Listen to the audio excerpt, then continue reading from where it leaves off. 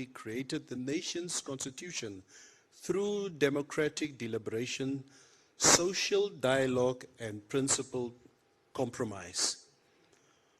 To give us more context as to the book, it is my distinct honor now to welcome the author on stage, ladies and gentlemen, to give us an overview of the book introduction and context. Dr. Audrin Mathe. Let's welcome him on stage.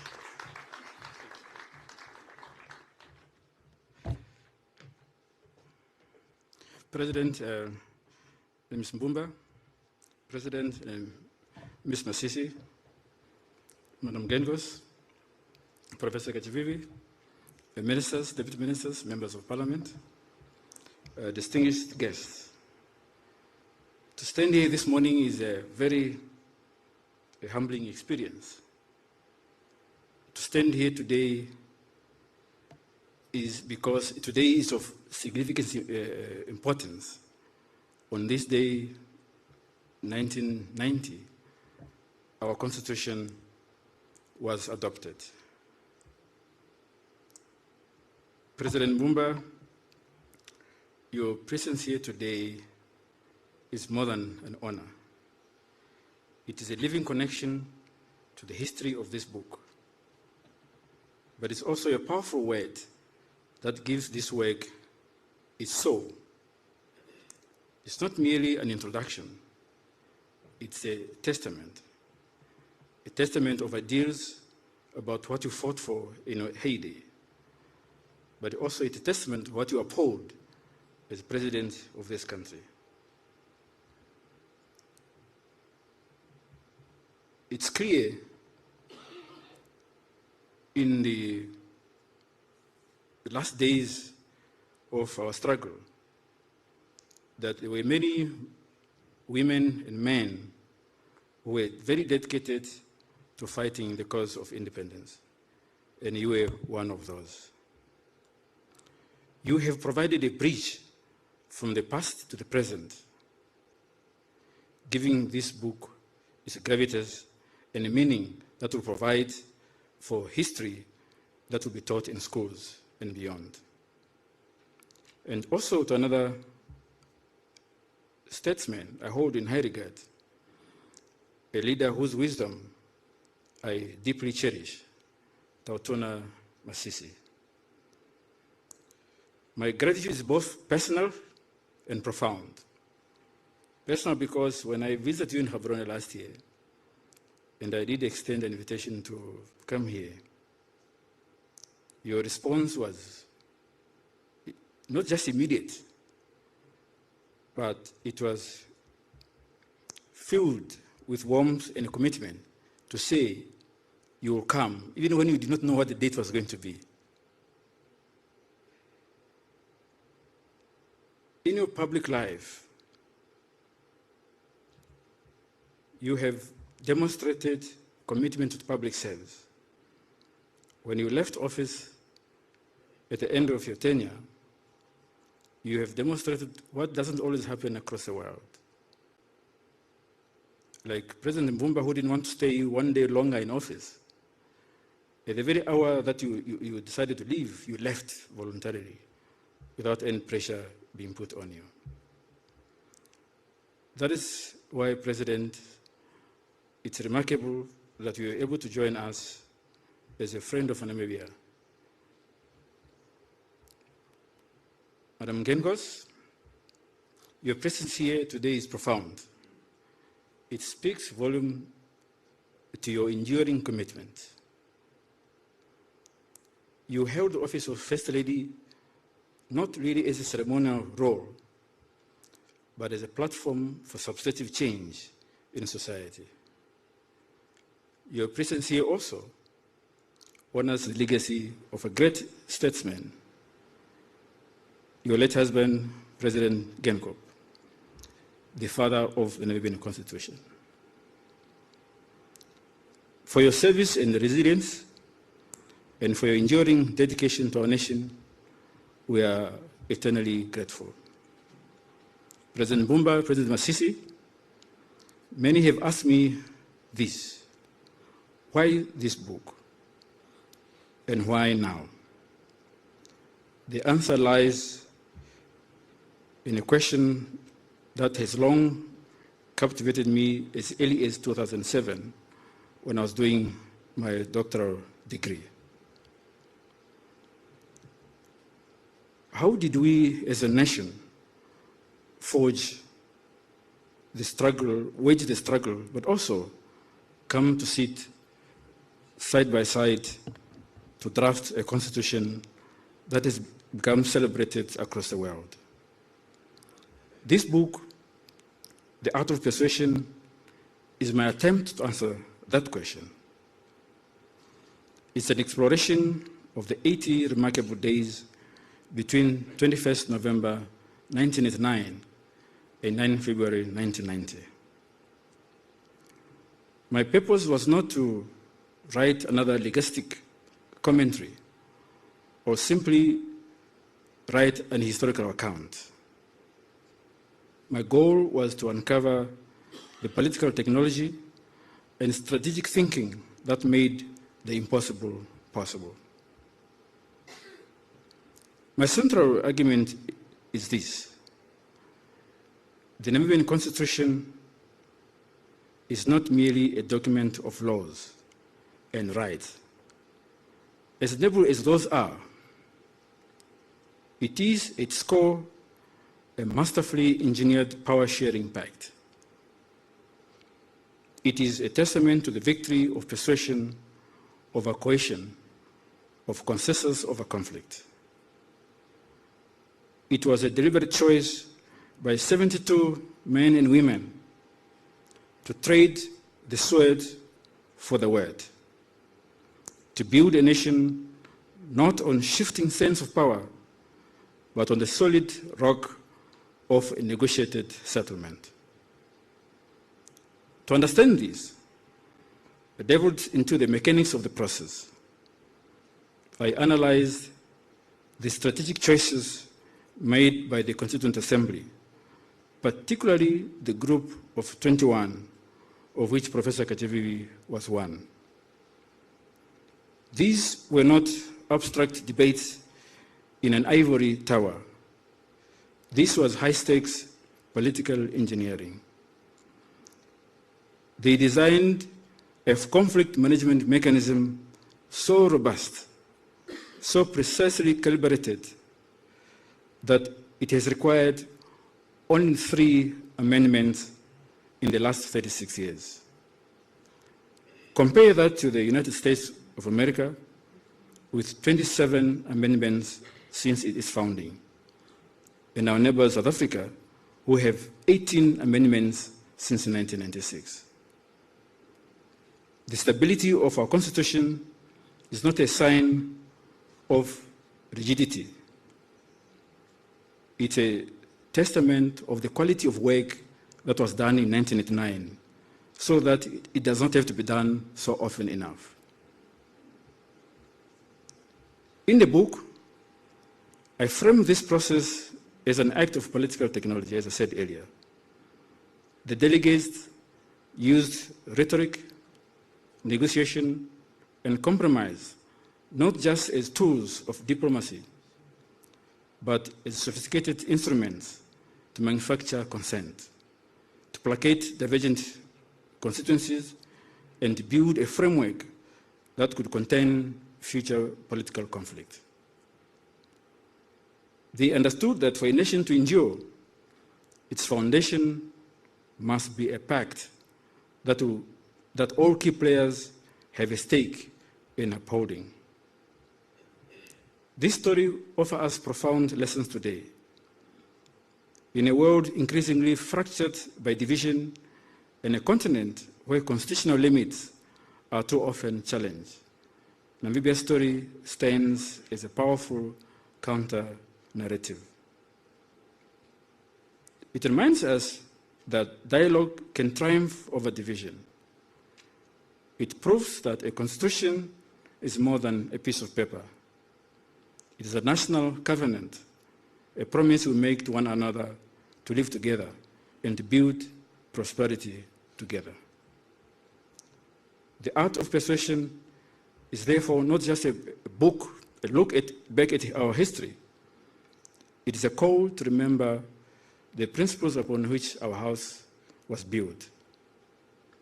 It's an appeal to appreciate the strategic genius of our founding fathers and mothers back in 1989-90, and to recognize that the art of persuasion is the essential enduring skill required to sustain our democracy for generations to come. I hope this book will serve as a tribute to the 72 architects of our nation and as a reminder for all of us that the most powerful force in nation building is not the force of arms, but the enduring power of a well-reasoned argument. Thank you.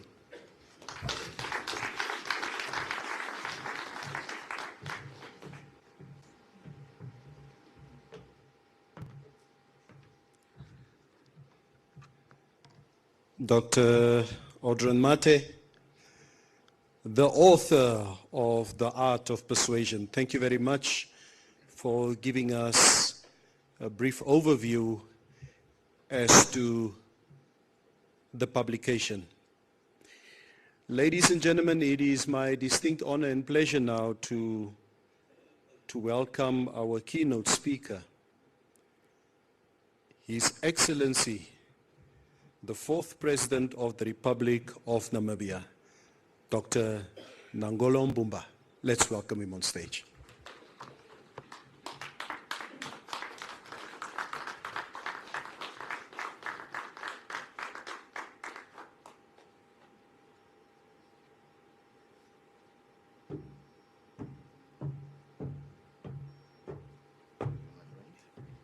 Let us please take our seat.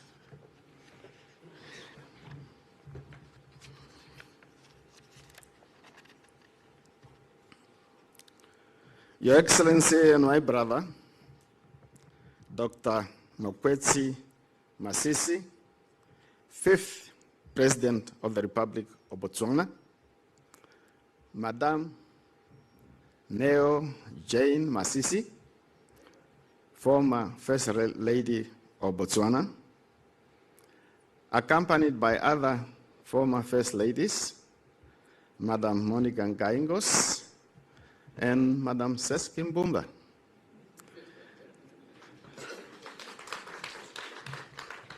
This is a special occasion. My good friend and senior brother, Professor Dr. Peter Hichevika-Chavivi, thank you very much for joining us on your day, the Constitution Day of the Republic of Namibia. Honorable ministers, honorable members of parliament, professors, executive directors, former executive directors, dear friends,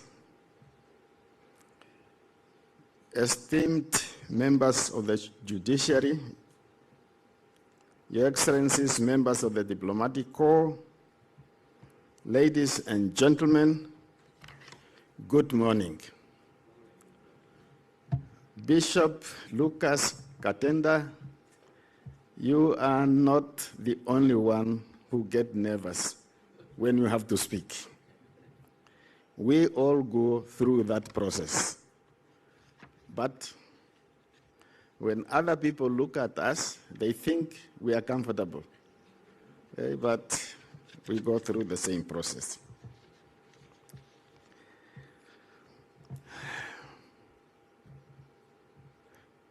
I think maybe this is the first time I'm addressing a big meeting from such a height this year. And I'm no longer used to this type of thing. Nevertheless, when you are told by powerful people like George Simata, Audrin Mathe, Kenneth Matengu, you try to comply. But because you are reminded always that don't tell us about your retirement, you are still a citizen. And there is nothing better than remaining a citizen in your own country. As I said already, good morning to all of us.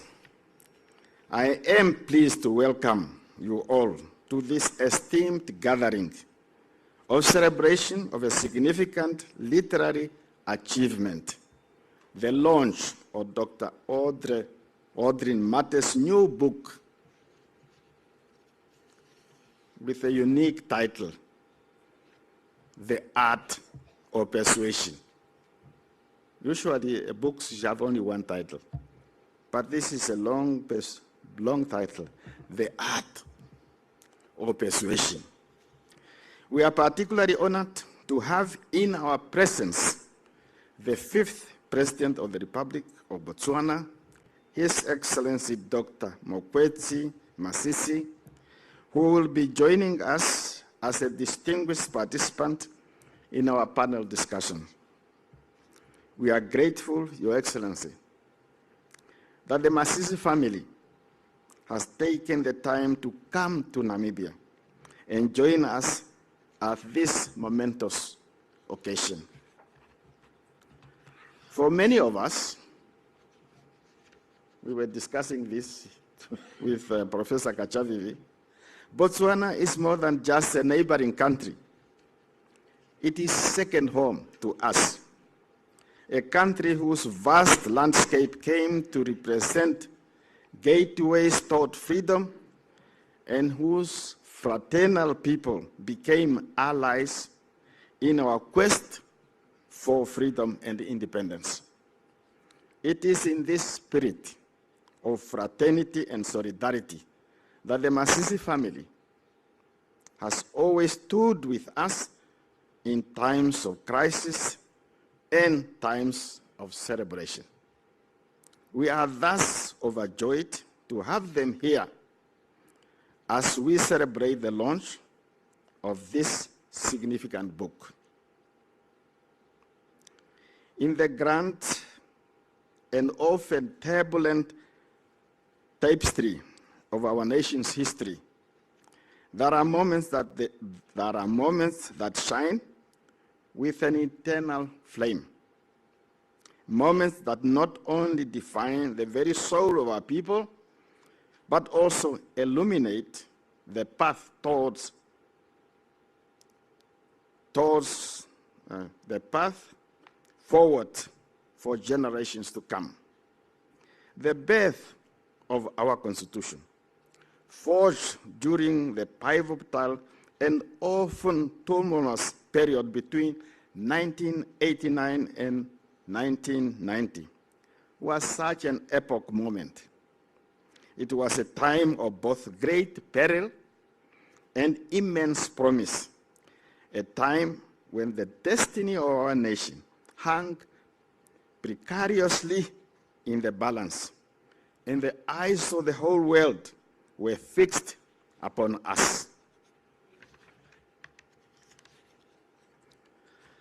At the time, the challenges we faced were immense, seemingly insurmountable. The 72 individuals who gathered in that conference room were not just representatives of different political parties. They were emissaries from different sections of what was, at the time, fractured society, divided society. They consisted of liberation fighters who had spent decades in exile. They existed of traditional leaders deeply rooted in the ancient customs of our land. There were business people gravely concerned about, of course, about economic stability of our fledgling nation, and intellectuals trained, the Kachavivis, trained in all kinds of universities of the world, from the US to USSR in those days, from African University in East Africa or West Africa, some from South Africa. But they gathered together. They spoke different languages. They held different beliefs. And they carried with them the deep scars of divided past. The chasm between them seemed impossibly wide. How could these men and women, how could these women and men who had been on opposing sides of a brutal conflict come together to build a single, unified and unifying national constitution? The world's political scientists and seasoned diplomats were skeptical. They will never be able to achieve anything, these people. They whispered that our divisions were too deep, our wounds too raw. They predicted deadlock, discourse, and ultimately, we predict that we will fail. We will fail. The last Administrator General in Namibia, he was so sure that he will continue to be Administrator General for a long time. He even refused to leave State House, even after independence was declared. And when he left, Dr. Nyoma, Dr. Gaigob, Gurirab, they took him to the airport. And so he told them, make sure that you behave yourself, otherwise he will come back. And the three of them decided, this man, of all South Africans, he will never come back to Namibia. And how true that is. But they underestimated, those political scientists and diplomats. They underestimated the resilience of the Namibian spirit. They failed to comprehend the profound yearning for peace and unity that beat in the hearts of every Namibian. In that conference room, something extraordinary happened. Those 72 delegates chose to look beyond the grievances of the past and rather focus on the promise of the future. They chose dialogue over division and compromise over confrontation. They chose building bridges, not walls. As I speak, most of those who put aside their personal and political differences are fully retired, while sadly others has passed on. We thank and salute these luminaries for their commitment and steadfastness of moral fortitude. They made history and made Namibia eternally proud, burning as a beacon of democracy and worthy of being called the land of the brave. Your Excellency, ladies and gentlemen, Dr. Mathe's book, The Art of Persuasion, is a timely chronicle of this epic undertaking. It is a testament to the power of human reason and the triumph of human spirit. Dr. Mathe captures the intense human drama, the complex political intricacies, and the brilliant strategic deliberations that culminated in the birth of our nation's founding document, the Constitution.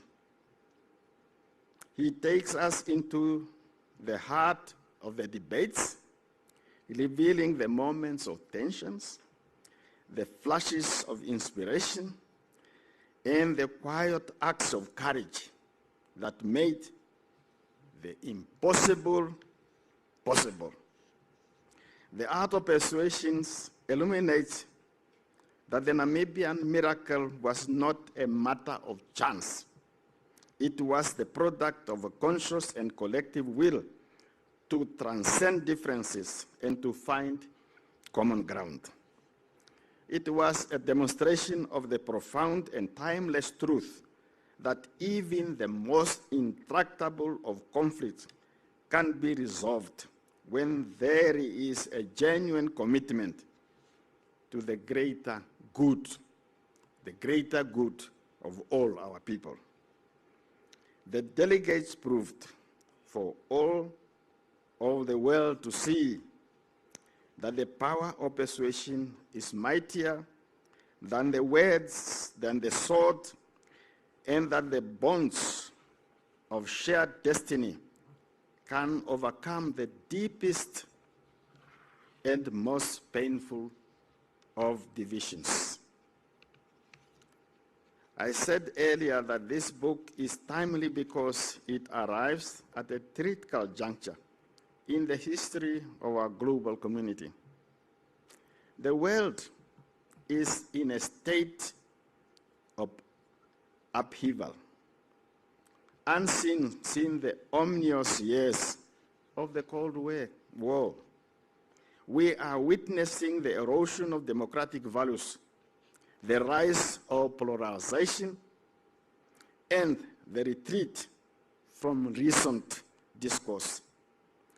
In many corners of the world,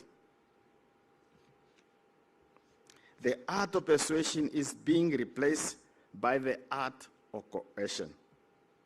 We are witnessing the rise of an era characterized by the adage, might is right.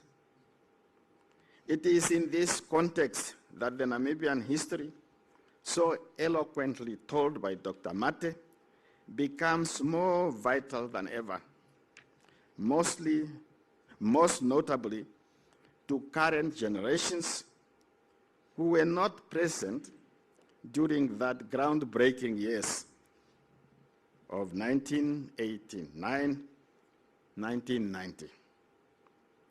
Our experience offers a profound message of hope to all who yearn for a more just, a more peaceful, and a more democratic world. It is a reminder that democracy is not a luxury, but a universal aspiration that can be realized by those that are willing to embrace the hard and patient work of nation building. It is a reminder that the quality of our democracy depends not just on the Constitution, which was drafted and approved, or the institution we have created thereafter, but on the conversation we continue to engage in as a result of this monumental achievement. Let the story of Namibia's constitutional journey, documented in these pages, be a source of inspiration to all people both near and far afield. Let it be a beacon of hope for all those who are struggling to overcome conflicts and division. And let it be a constant reminder to us all, here in Namibia and across the globe, that the future of our world depends not on the might of our armies, but on the strength of our conviction, the depth of our compassion, and the quality of our conversation. Yeah, that is always conclusion. The conclusion. In conclusion, let me commend Dr. Mathe for his outstanding contribution to our national memory and to the global understanding of the democratic process. May this book become a gift to the generations of today and the generations of tomorrow. May it be a guide for those entrusted with taking Namibia into next era of our democratic evolution. It is thus now my honor, Dr. Mathe,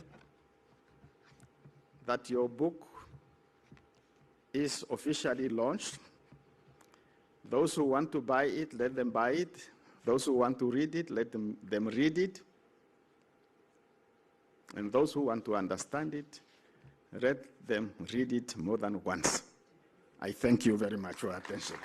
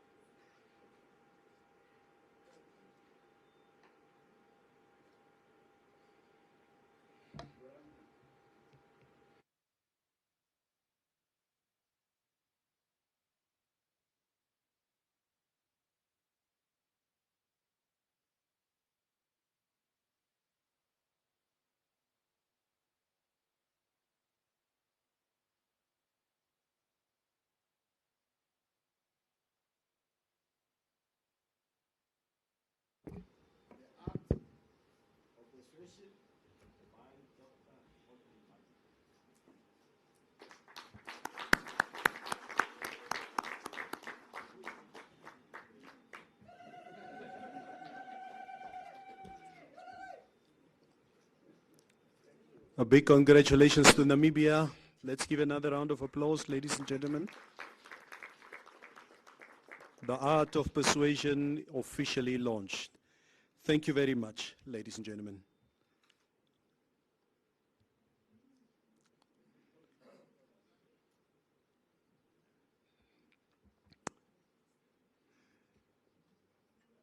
The history of our Constitution, so eloquently shared by His Excellency Dr. Nangolo Mbumba, the 4th President of the Republic of Namibia. Tate, once again, thank you very much for sharing that history with us. But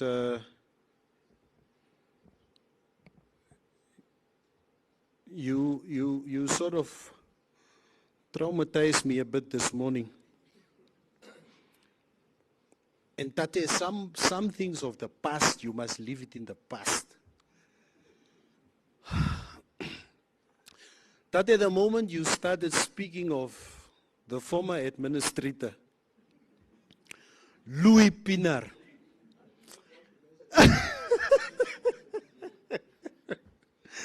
Tate said he didn't want to mention his name. That man gave us trauma at the age of 17, 16. I remember 88, 87, and we would protest in Katutura, and it's the tear gas and the shamboks, and you are militant at that time. And you would come home tired and angry, and you wait for the 8 o'clock news so that this man can explain himself why did he order kufut on us. And he would just sit there eloquently with his Boere safari pak. Law and order must remain in this country. Oppo. And you, there's nothing else you can do. I swear the day he left Namibia, you know, for a black child to see your own leaders taking charge and somebody who had domain over you for the longest time in your life is leaving. Tate Mbumba, yeah. Everything that you have done for us and your predecessors, we are and we will forever be grateful for this constitution in Namibia. Thank you very much. Ladies and gentlemen, we will get straight into a panel discussion and a Q&A session now. As you can see there, we were supposed to have Dr. Peya Mushelenga as the moderator, but we decided to keep the proceedings Caprivian today.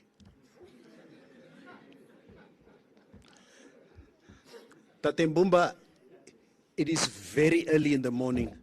I can't be myself. So I like to joke. It is too early for jokes. That's the only thing I can get in this morning. Yeah, I was talking to Dr. Murangi and we were joking there and we said, no, Audrin brought the whole Zambezi region is here.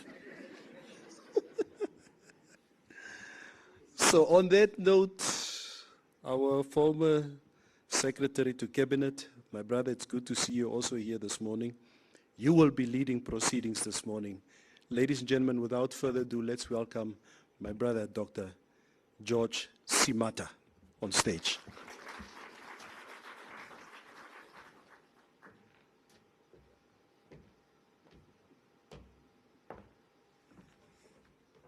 Yeah, that is Mr. Basson. He is always known for those jokes. But you see, it's very nice to be Caprivian before you become a Zambezian. When we came to this part of the world, first time, some of us were being called, Zambezi, people who come from Zambezi. Eventually, we became the most likable people. Some of them falling in love with some girls, Zambezi Kangi. So we became the champions of this place. So, ladies and gentlemen, it is my distinct honor to moderate this session for the two excellencies. I don't know what the processes would be, but I think I would invite them to the floor, to the stage, to come and join us. And I don't know whether you want me to stand. I cannot address my seniors while standing.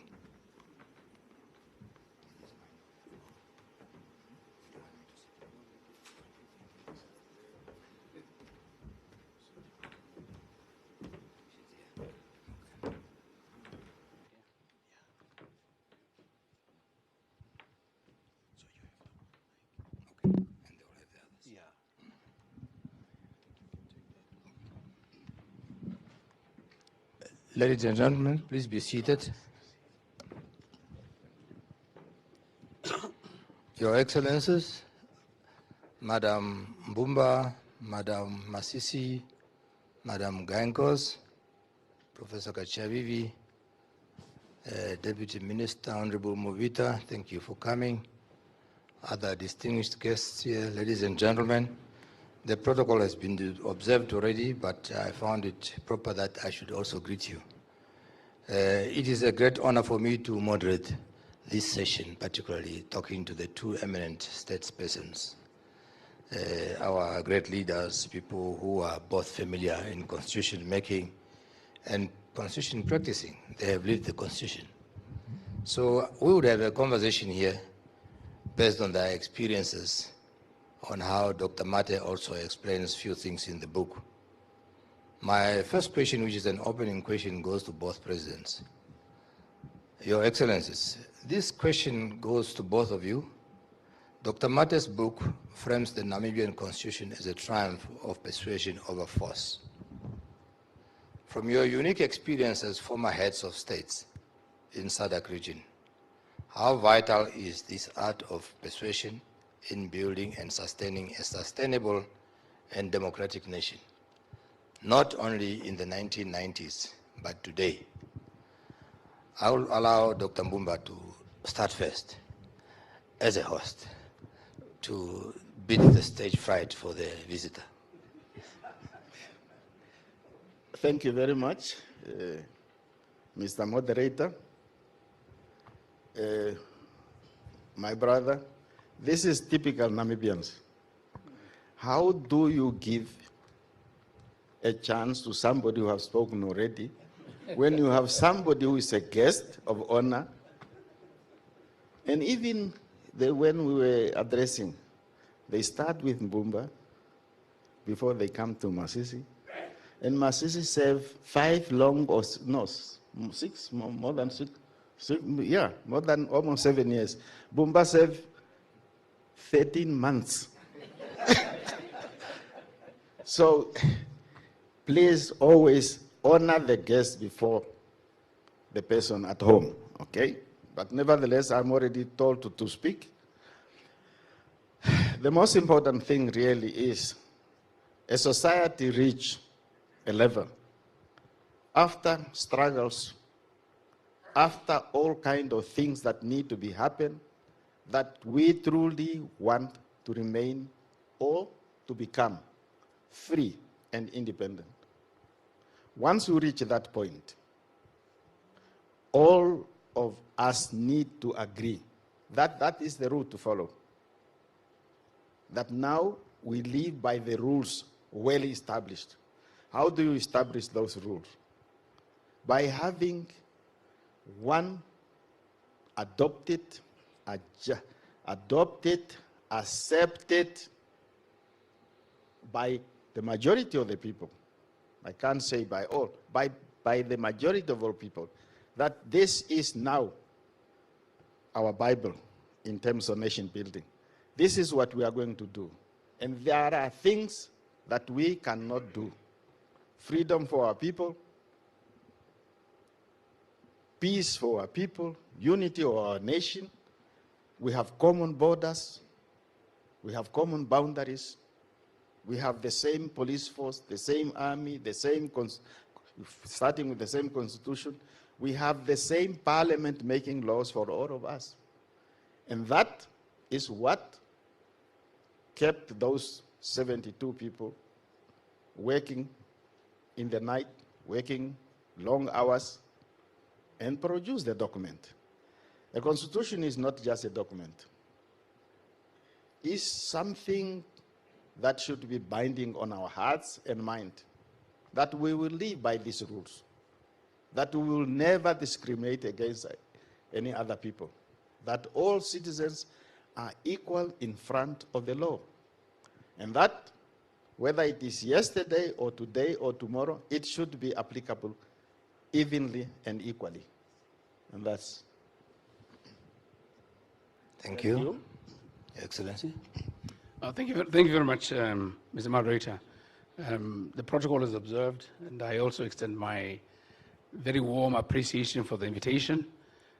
It's a distinct pleasure for me and my beloved wife to be among friends. It's absolutely vital that we in the region not only respect constitution making and the constitution itself,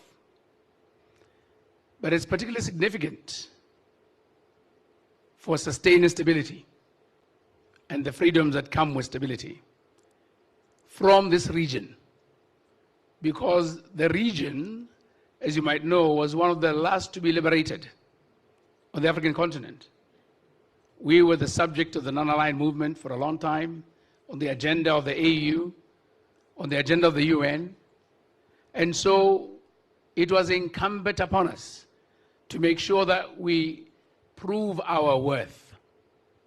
We dismiss with the contempt it deserved all the naysayers that we could not organize ourselves.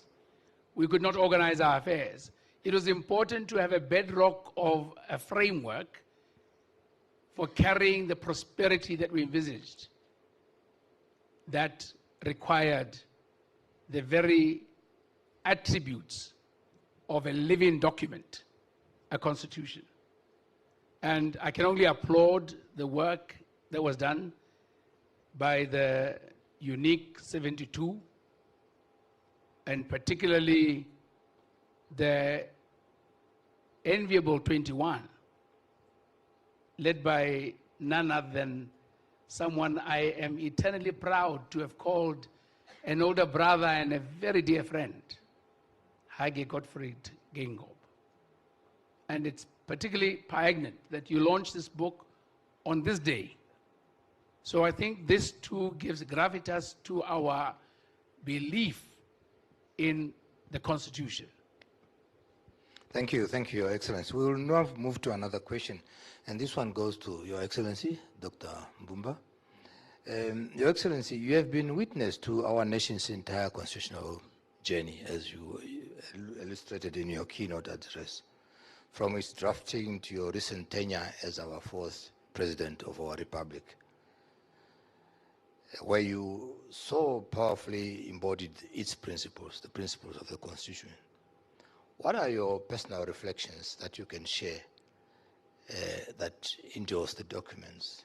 Did the framers of 1990 anticipate the changes that we see today in Namibia? And how well is the blueprint upholding these changes? Thank you very much. It is always an honor for somebody to say that when you were in office, you did respect the Constitution. And therefore, whatever we learn from the conduct of the 72 and 21 human beings, Namibians who drafted and adopted that constitution, it should still remain a strong reminder where we came from. A strong reminder that the ugly past should never be repeated. That whatever authority we get to stay in those offices is at the mercy of the people. That the true sovereign, the true owner of the country as a land, the economy, all institutions belong to all the citizens, not one person. That person is there to lead. That person is there to guide. And it is quite a unique experience to be a president. At the same time, everybody thinks you have power. On the other side, everybody thinks you have too much power. And on the other side, the people are saying you are not exercising that power for the benefit of them. So it is a true and difficult balance to make. But then nevertheless, nobody should occupy that position on the basis of his own personal or her own personal authority.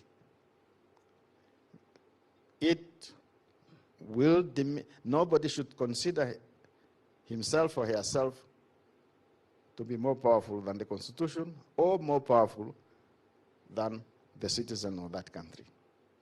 And therefore, it is important that we train and induct our members of parliament, our councillors of our regions, to understand the Constitution, to truly understand the Constitution, and behave according to that Constitution. The minute you become stronger than your own Constitution, than your own governance rules, you are eroding the Constitution, you are eroding the society, you are making the society much weaker, And you as a human being will not be there forever. And the two of us, for what we did during the period when we were there, the freedom you enjoy after that, compared to the problems you had every night and every morning, is quite good. You can even talk like this. But had we refused and be kicked out, or had we behaved in such a way that we have to be forced by law to leave, not according to the law, of course, the situation will be different. So let us respect the Constitution. By respecting the Constitution, we are respecting all our people and also preparing our nation for a better future and not a troublesome future.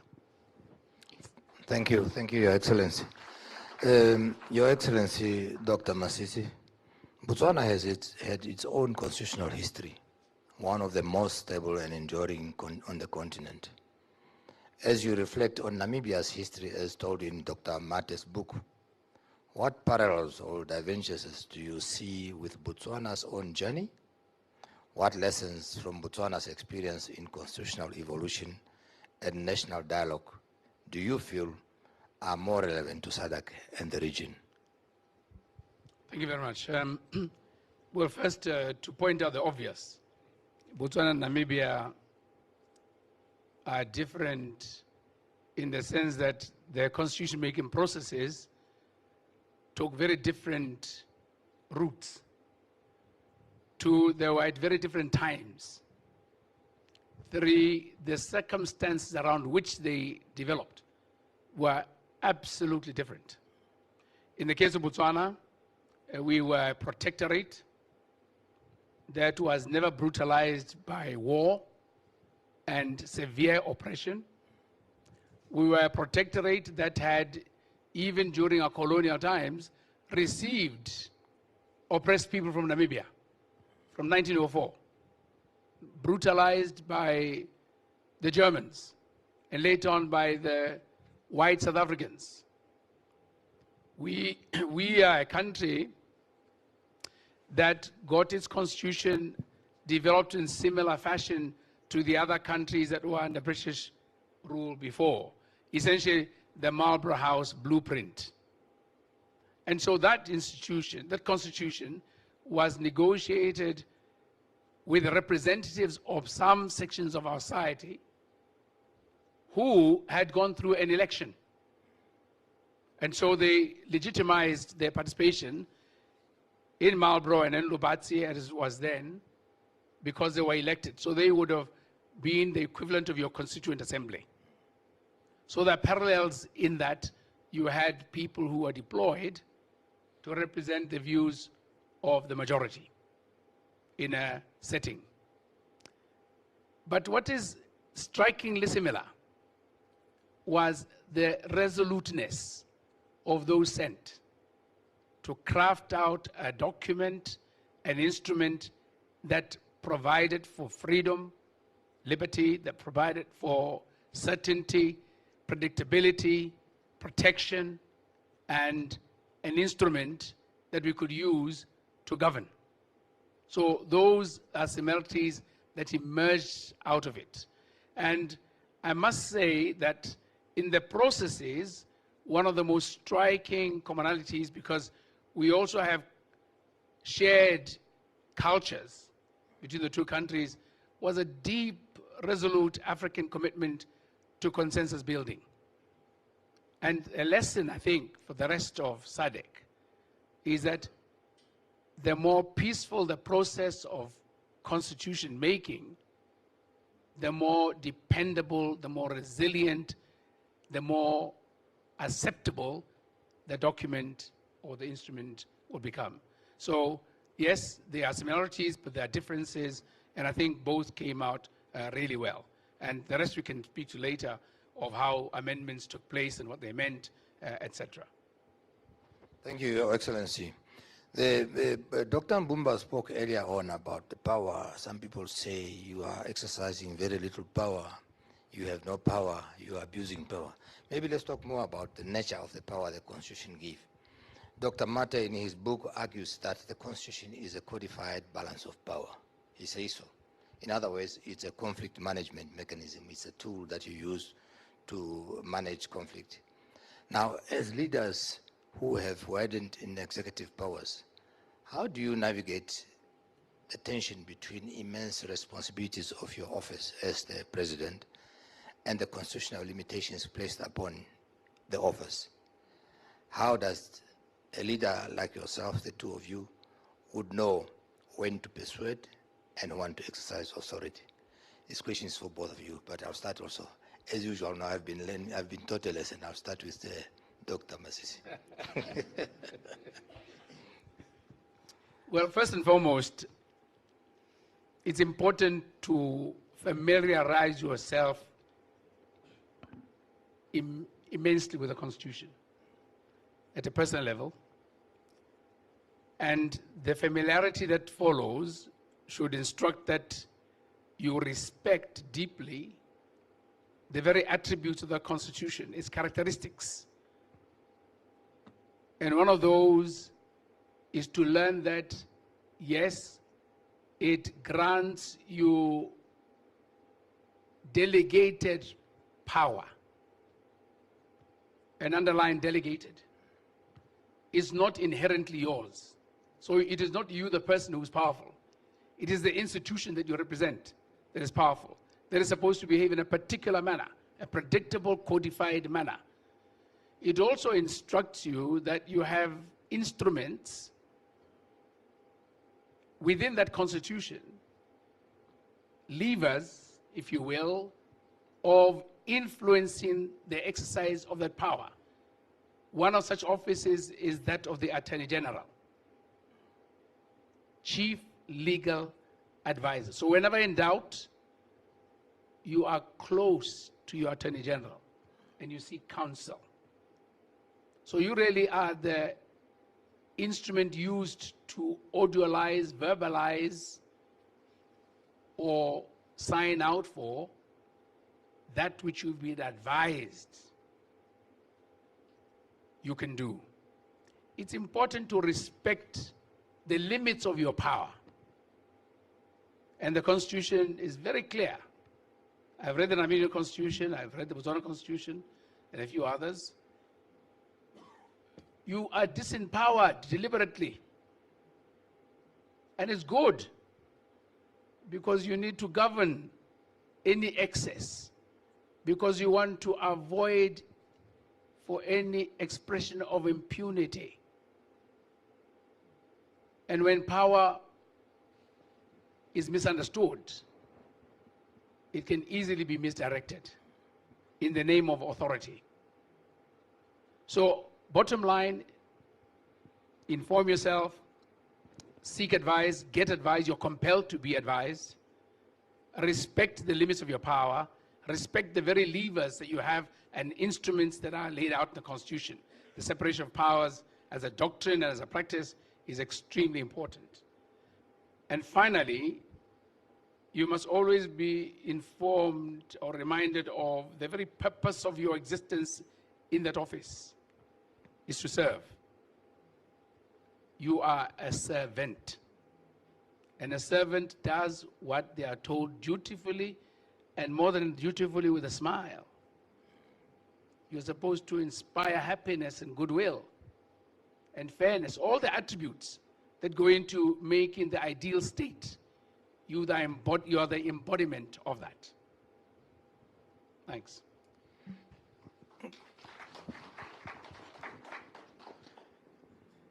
The Constitution gives you a lot of power as a head of state. Really, anyone who gets into the office in this complaining about the constraint just does not understand the Constitution. You have many responsibilities, you have many duties to perform. Naturally, there are certain things that will crop up anytime, and you have to deal with them. you ask yourself, you ask your advisors, Attorney General being one, your Minister of International Relations being another one, your Minister of Finance being the other one, your other political leaders, national leaders. You have instrument. You have the whole country to govern. You have everybody. As Dr. Gaingo will say, the president is given a leeway to look around, to choose who is to do what. Those are powers given to you. The constraints are there to make sure that there is no misutilization of the laws of the country. And that is necessary. Why do you want to sit on a chair that is bigger than you can fit in? Fit in the chair you are put there. As Dr. Masisi said, you have to give confidence to the people. Don't panic. Tate Pohamba told me that. Mbumba, don't panic. You are facing a situation now that you never expected, that we never expected. Don't panic. Dr. Nyoma is known to, but he was loved by children because he come out of the car, and Nyoma is smiling, and he has a broad smile. So every child is happy. They have a president with a smile. Dr. Gaingo will dance, and children are saying, no, if only we can have all this. You see, everyone has to create a condition where people are comfortable, can shake hands, can meet one another.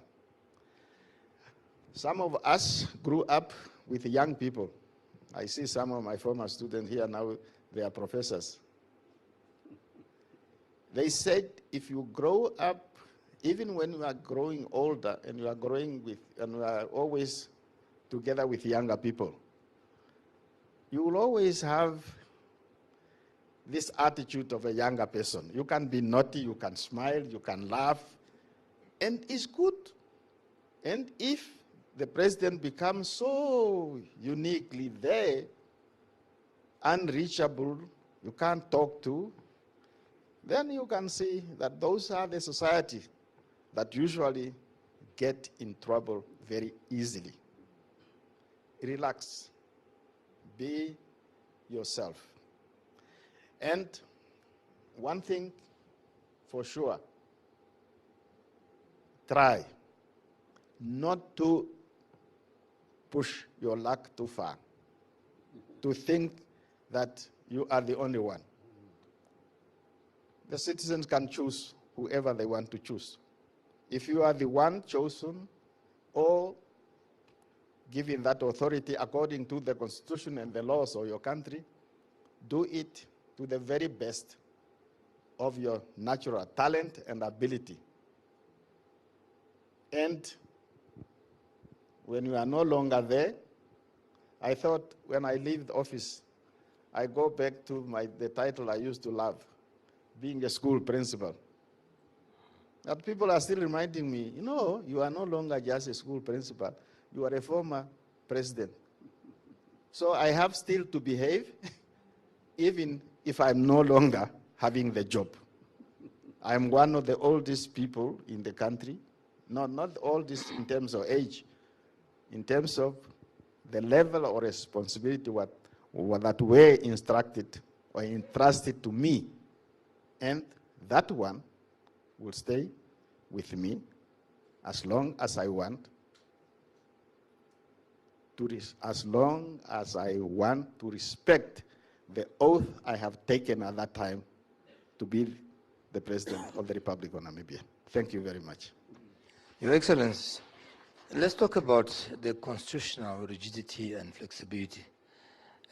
Dr. Mathe, in his book, speaks about Namibia's constitution being amended only 3 times as a testimony of durability, while he cited also the American Constitution that has been, I think, amended 27 times over 230 days. for 230 years they've been in existence. In your view, can rigidity of a constitution be considered as a strength or a sign of near perfection of the founding document? Or does it present challenges in adapting to the rapidity of the changing world? Flexibility versus rigidity.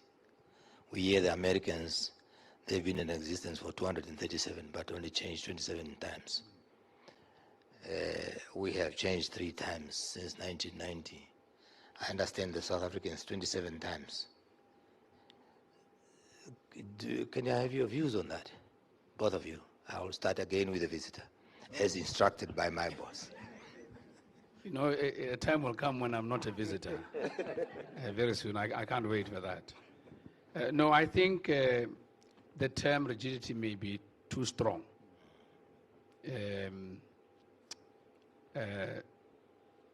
Strength of a constitution, because the constitution is a foundational document.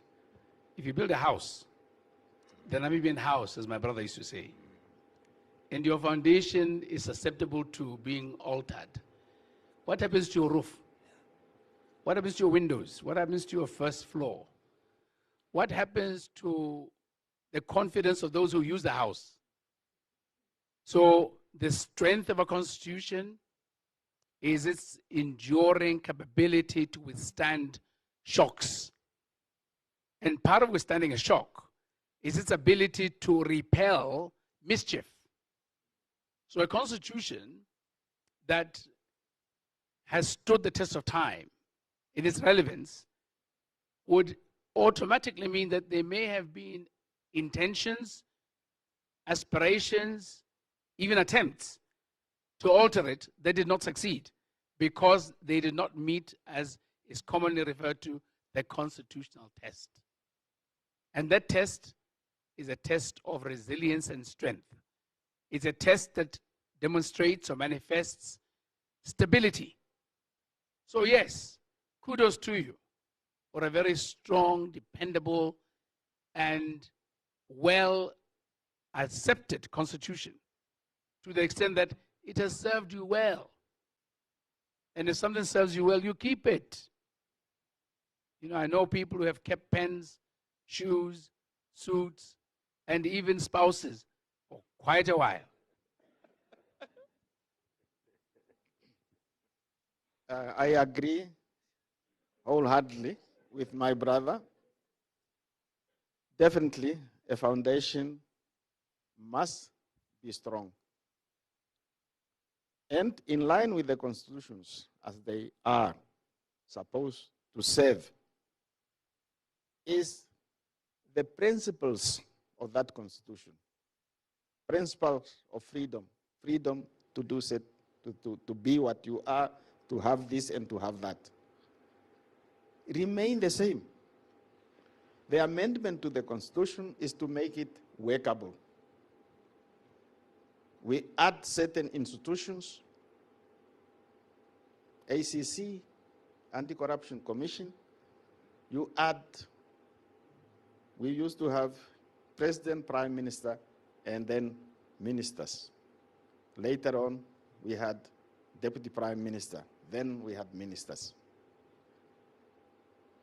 It was then in 2014 amended to add even the office of the Vice President. And the duty of the Vice President was clear. You are the advisor, the supporter, the assistant of the President. You are not authorized to have any other position. You can't be the minister. I would have loved to be a Vice President and a Minister of Finance.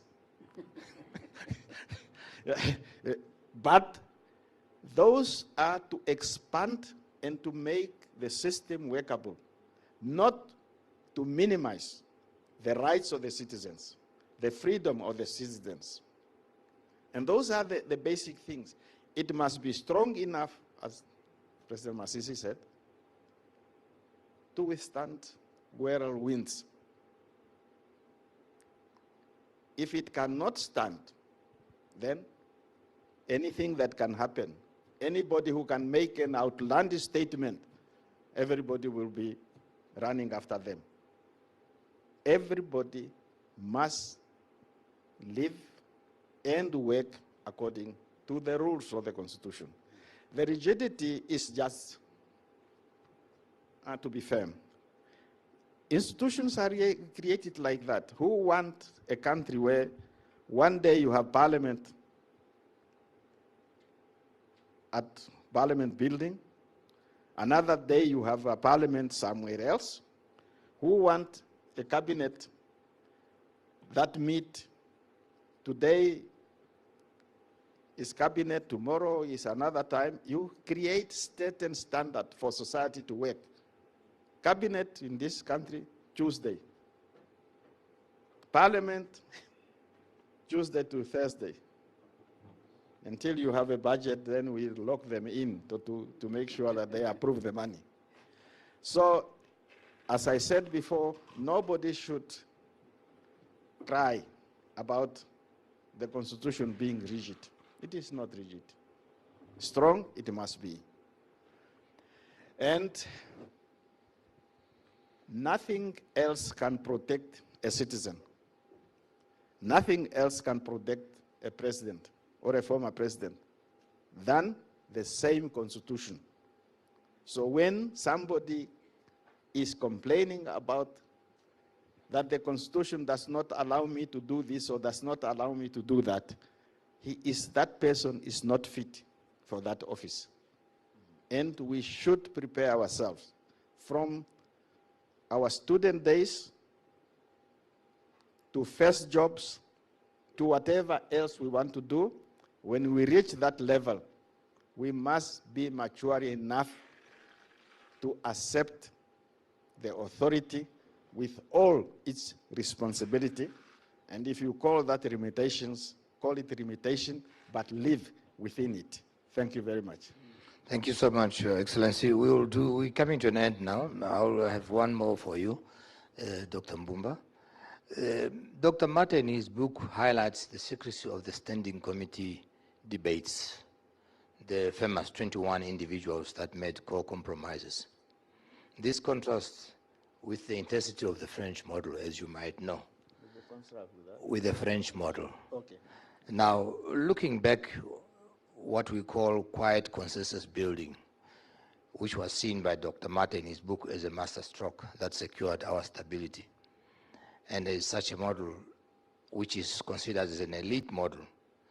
Do you think this model is still viable for tackling national issues today? I do not, just maybe because of my own nature, like the word of elite. You see, it gives the impression that you are already above the others. These 21 human beings were chosen by others to represent them. And again, the purpose was to make the debate, the discussion, workable and understandable. You can't have all of them 72 discussing every detail. And therefore, using smaller committees is always a good idea. Even here, you chose 2 people to discuss.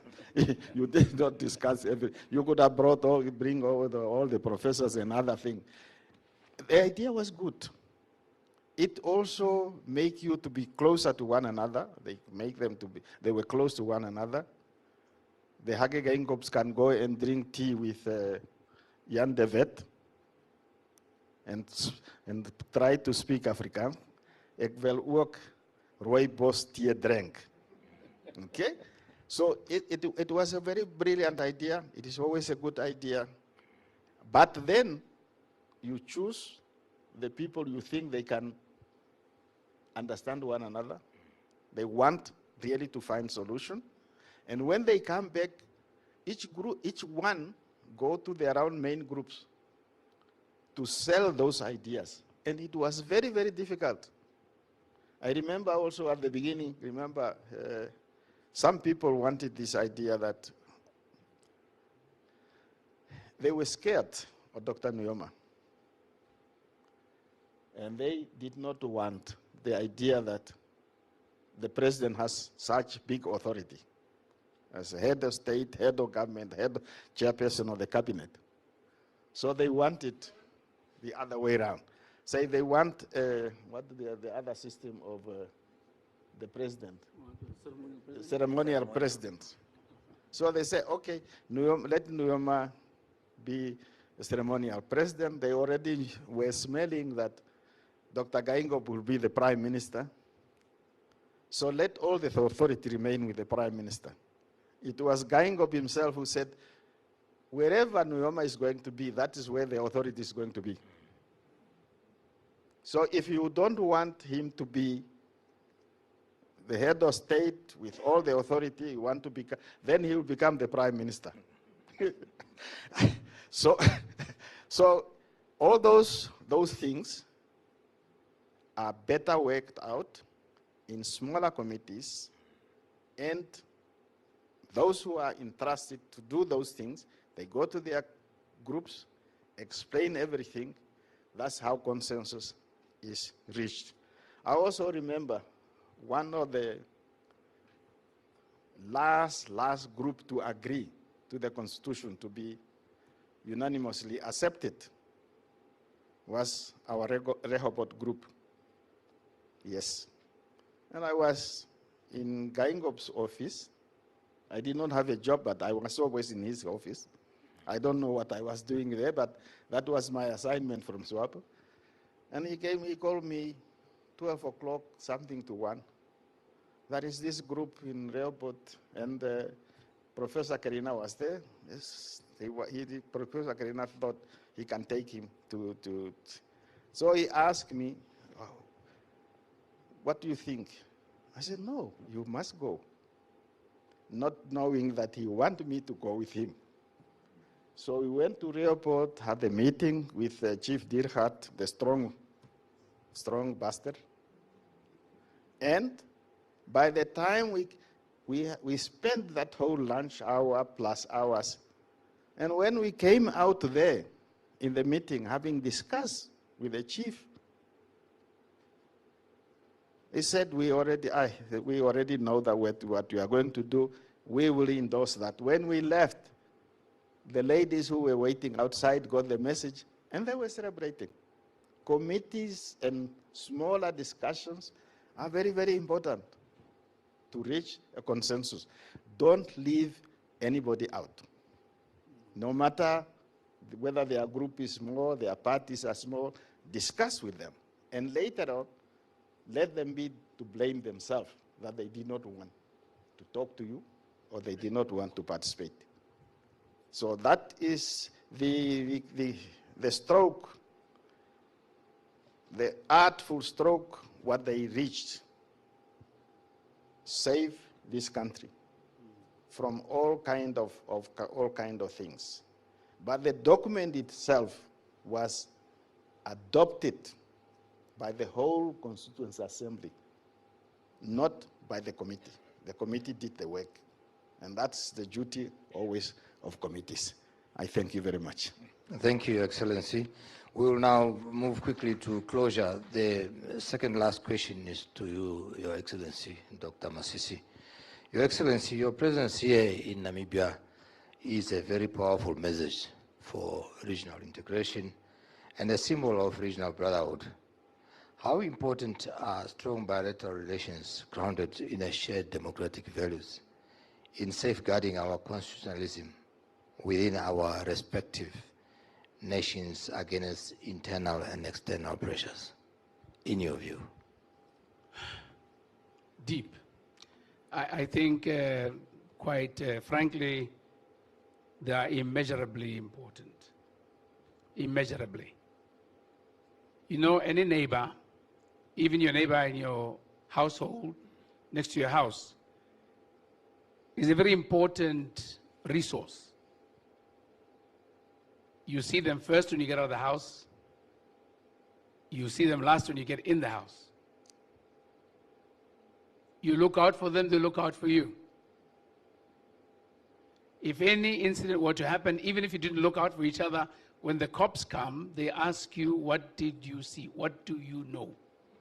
So it's an axiomatic reality that you are your neighbor's keeper, and they yours too.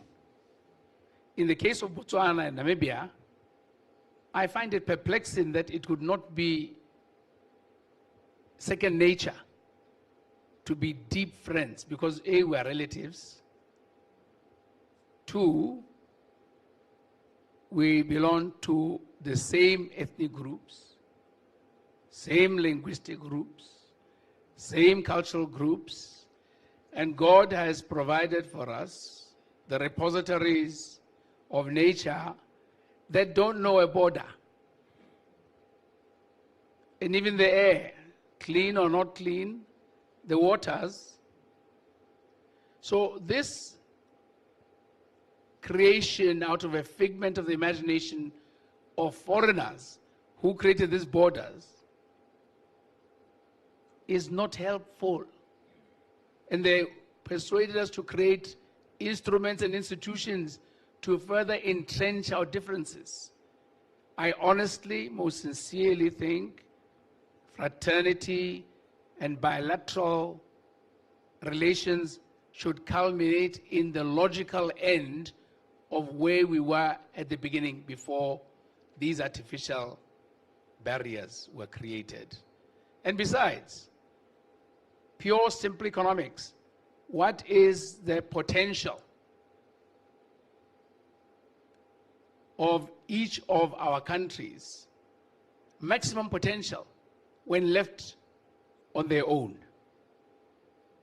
What is the potential, conceptually, of opportunity when the two are together, at the very least, in terms of population, in terms of power of influence, in terms of potential to exploit resources, in terms of the leverage to influence through the sheer power of your intellectual mass. And so, for me, the real purpose of engaging in deep, intense, bilateral relations is something that has to be deepened, heightened, intensified, and there must be a lot of cross-pollination, because we are repeating, we are duplicating, and in that we realize a lot of inefficiencies. So the purpose really is also born out of a desire to communalize defense, communalize security. Because when we draw these differences, we make it as if we are a threat to each other when we are not.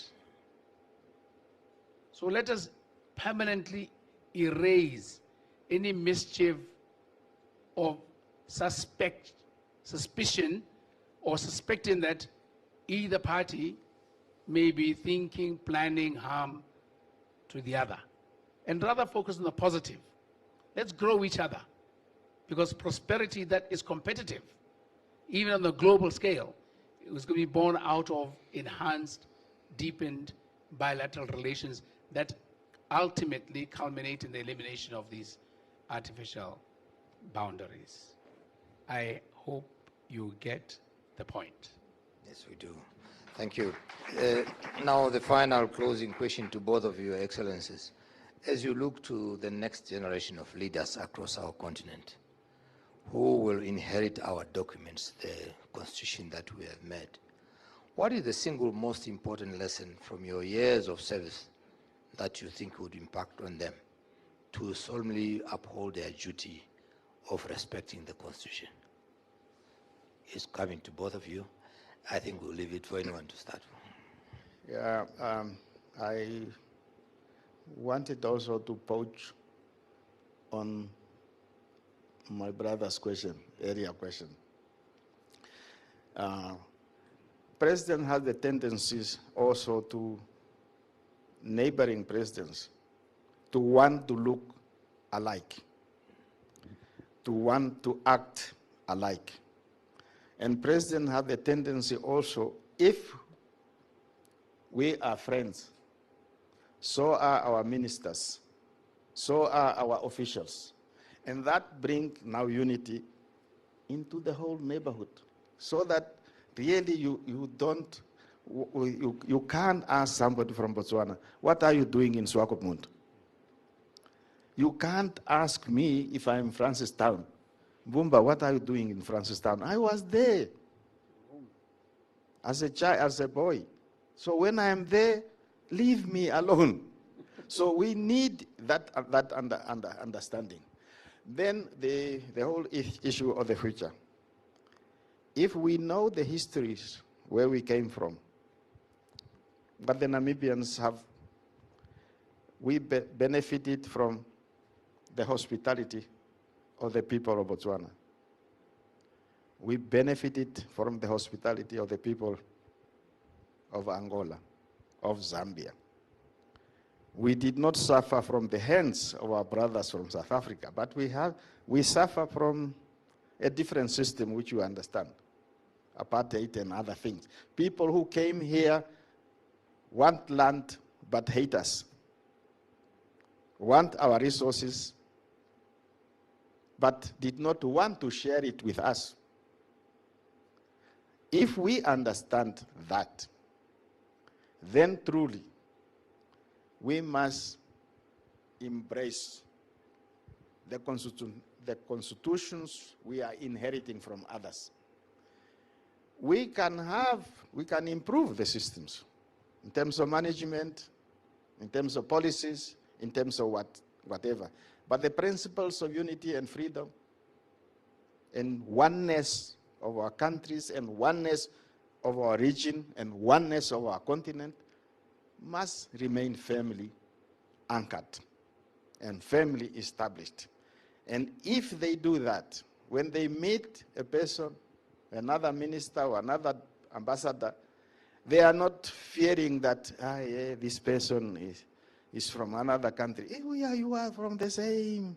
Whatever, if you can, no minister should want to, a Namibian minister should not want to do something that create problem with Botswana or any one of our neighbors. It is, you are doing harm to yourself. And if we accept the oneness of our people, oneness of our region, and we accept what the bishop will say, God put us here, gave us countries that are large in terms of distances, with people all over the place, but no major centers. But we are still one. And if we believe in that and behave accordingly and truly respect the principles of the Constitution, not the document as a paper, but the principles therein that tell us this is what we need to do, this is what we need to do for our country, and this is in which way, the best way, that everybody will feel at home, home built by ourselves, not built by others. Home where nobody feels left out. And I think nobody should even let themselves to be left out. Thank you very much. Your views, Your Excellency. Thank you very much. I utterly concur with my senior brother. And I will just add a few to what he said. If the constitutions of both countries work, as they apparently seem to be working for both, and both countries are committed to very strong bilateral relations, which they're committed to deepen, it's incumbent upon those who will inherit these to carry their work started forward. And when you carry it forward, you identify those attributes that make for a commonality between the two.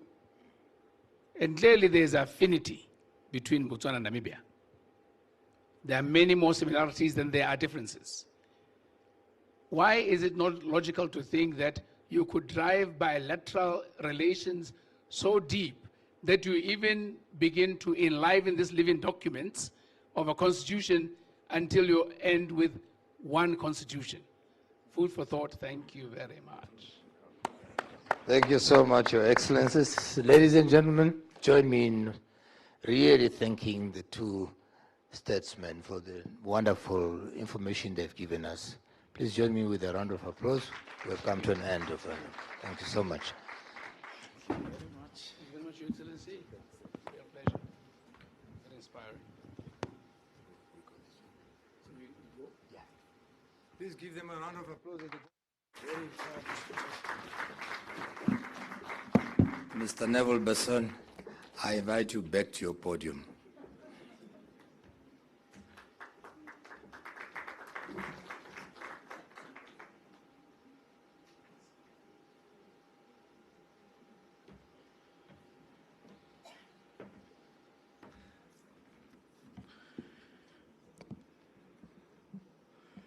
Our moderator, Mr. George Simata, Nalitumela. Thank you so much for doing a great job in moderating some very key issues that was discussed here by the two heads of states. And for many of us who in 35, 36 years of independence in Namibia this year did not follow or took the time to have a better understanding of our constitution, I think the questions here that was raised and responses from our two respective heads of states really helped us understand the constitution much, much better. Your Excellency, the 5th President of the Republic of Botswana, Ke a leboga. Thank you very, very much. Thank you so much. President Masisi, it's always a pleasure to see you in our country, and you will always be held dearly to us as Namibians because, yes, 2 years ago you were the first head of state to set foot here on Namibian soil with the passing of our beloved President Agaba.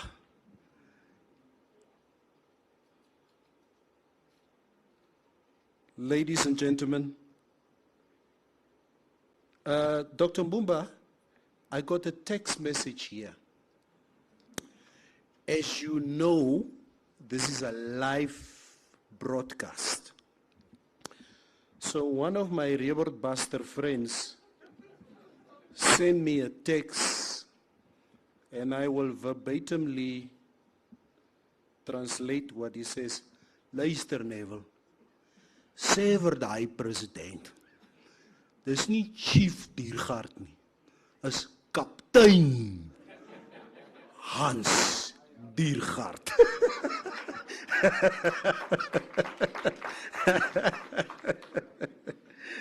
No, Tati Mbumba, we fondly remember that time with the engagements with Captain Hans Diergaard. Not easy times, but here we are, united Namibia. George, we missed one president here today that should have been here to have a full understanding of what abiding by a constitution means. There's only one president in this whole world that needed to be here. It's Donald Trump. Yo! I think he would have sat here and I would have said, ladies and gentlemen, George, thank you very much. I am the Constitution.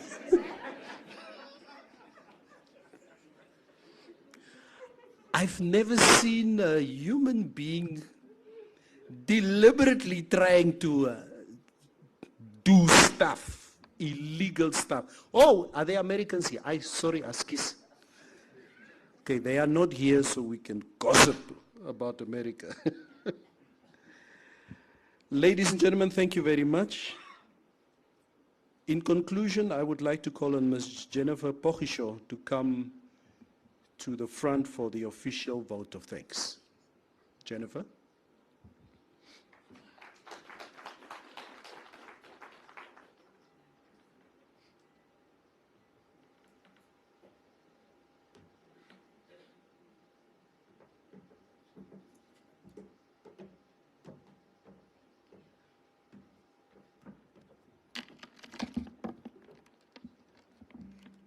Good morning.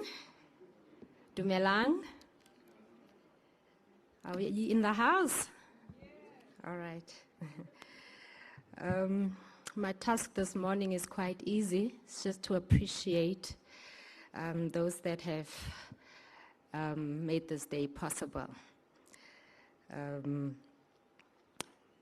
Your Excellency Dr. Nangolo Mbumba, former President of the Republic of Namibia, Your Excellency Dr. Mokgweetsi Masisi, former President of the Republic of Botswana, Madam Mbumba, Madam Masisi, Madam Gengos, honorable ministers, members of parliament, Your Excellencies, members of the diplomatic corps, distinguished guests, members of the media, ladies and gentlemen. What a momentous occasion and what a profound celebration of our history.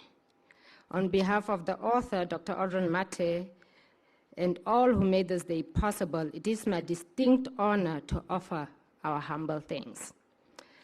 Now, it is also my belief, before I go to individuals, I believe that all things begin and end with God. So we would like to also honor him for orchestrating this day and bringing everybody together under this roof, and also bringing this project to a completion. To His Excellency Dr. Nangolo Mbumba, we thank you, sir, not only for gracing us with your presence, but for giving this book its powerful opening voice. We thank you for the keynote address that has enriched our understanding. We thank you for your continued statesmanship and for reminding us, technology is failing me.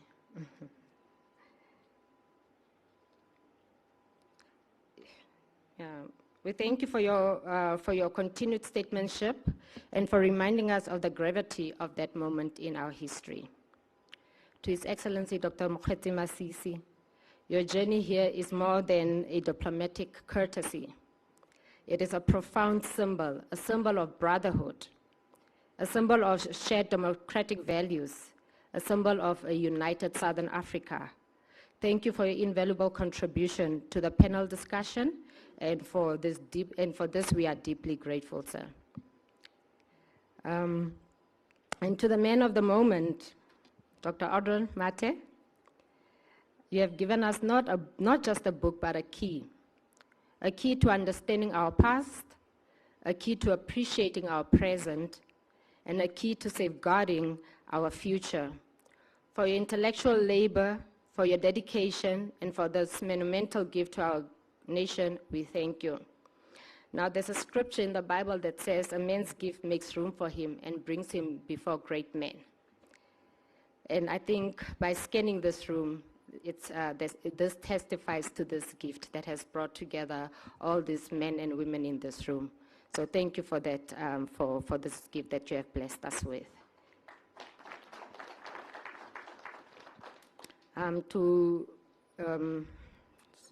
We would also like to thank the following people, because an event of this magnitude is never work of one person, but of many.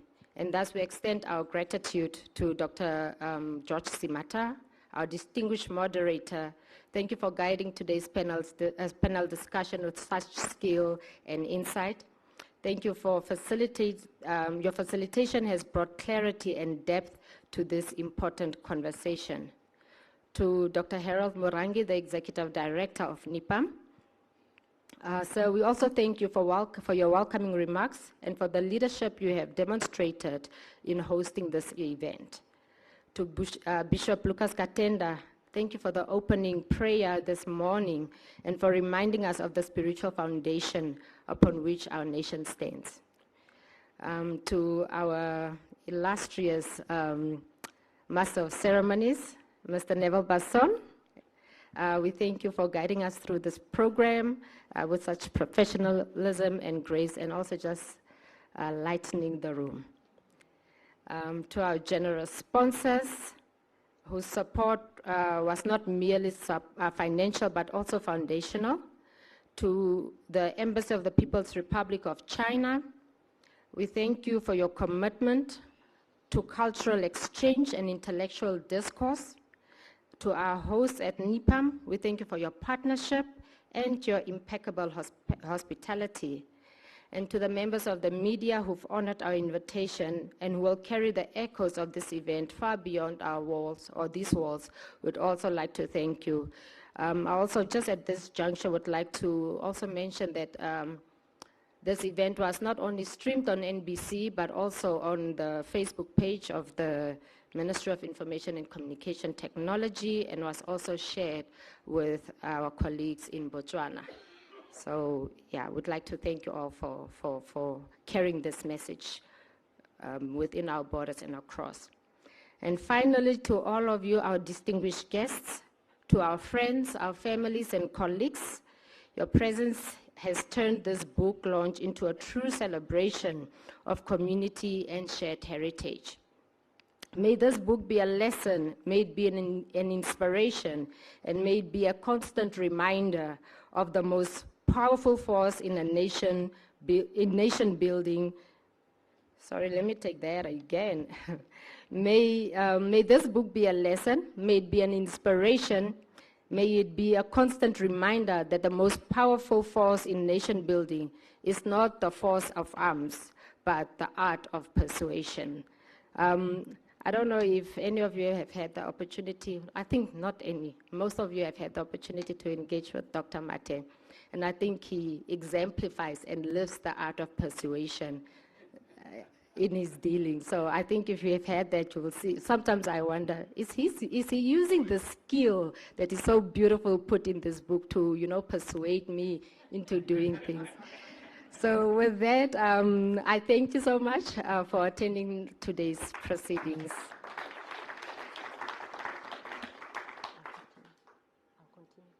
I'll continue with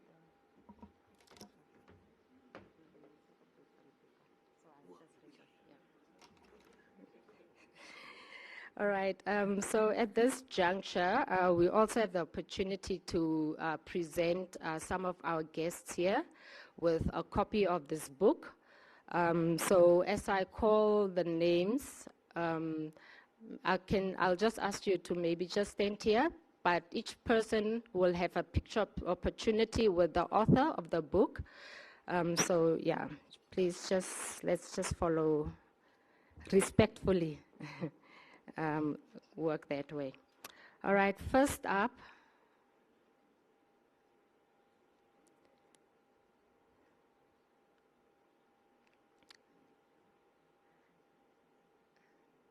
just come with the whole tray.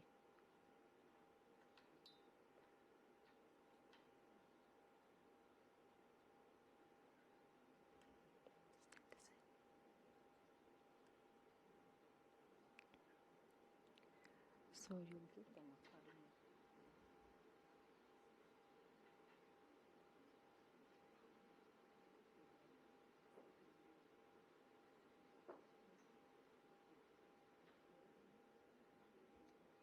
Yeah.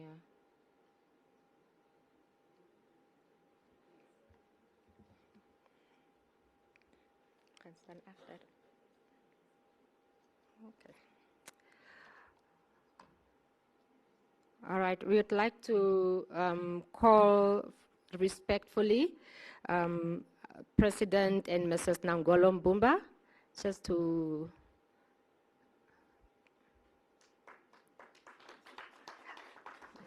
we already started. Just keep both. Let them take together.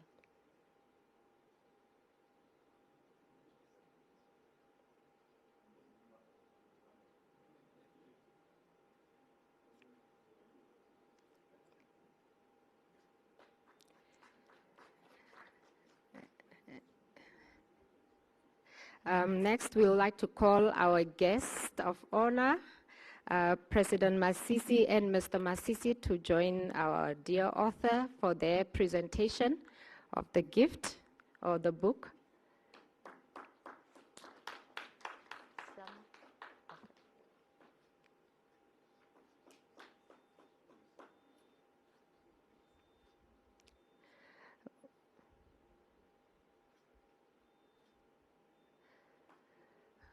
We also welcome to receive a copy of the book, Mrs. Monica Gengos, or Madam Monica Gengos. Please put your hands together for her as well.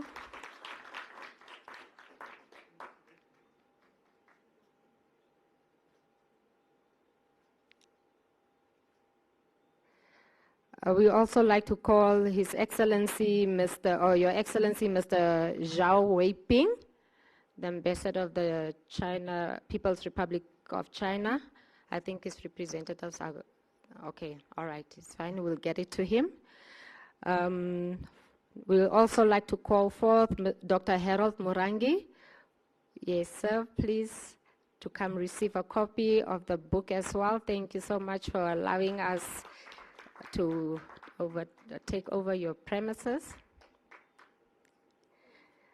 He is followed by our dear Bishop Lucas Katenda.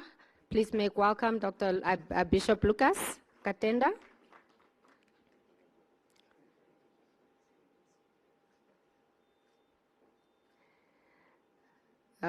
We also like to call our dear MC, Mr. Neville Basson.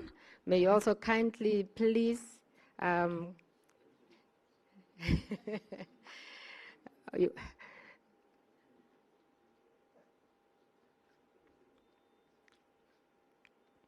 please note this list is not in any particular order, right?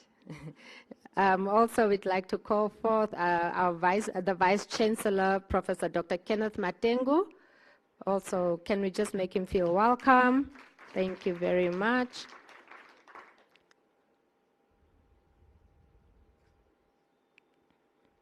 Next, we'd like to call the lady who designed the book as you hold it, Ms. Perry Kaplan. Please come receive your copy for the work that you've done, the hours that you've put in. We appreciate you.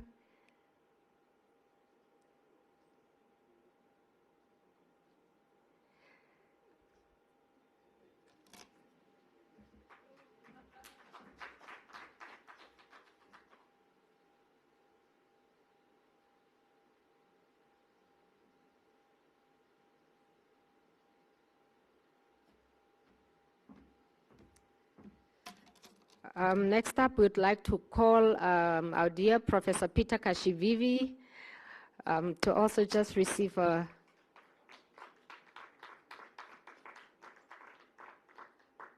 copy of this book. Thank you so much, sir.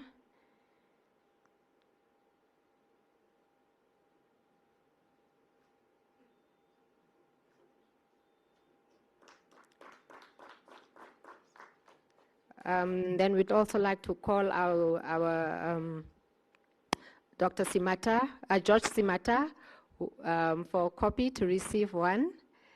Thank you so much for the work that you've done this morning to coordinating and engaging this the conversation this morning.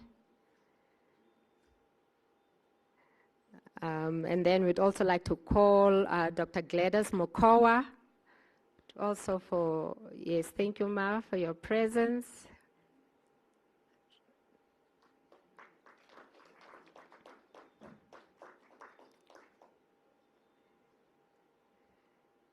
And then finally, we'd like to call Dr. Kaelo Molefe as well to receive his copy of the book.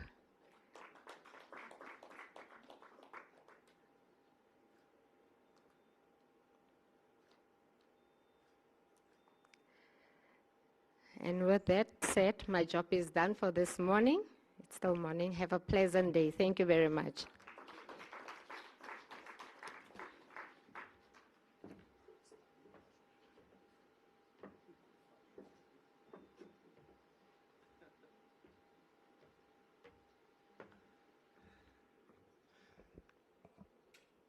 Ms. Pochisho, thank you very much. Ladies and gentlemen, we've come to the end of our program. At this juncture, can I humbly ask you to please rise in closing for the singing of the AU and the national anthems.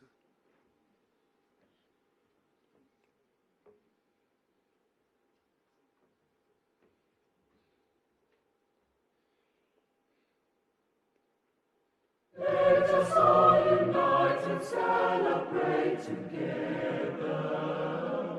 the victories won for our liberation. Let us dedicate ourselves to rise together to defend our liberty and unity. Oh, sons and daughters of Africa, flesh of the sun and flesh of the star, let us make Africa the tree of life.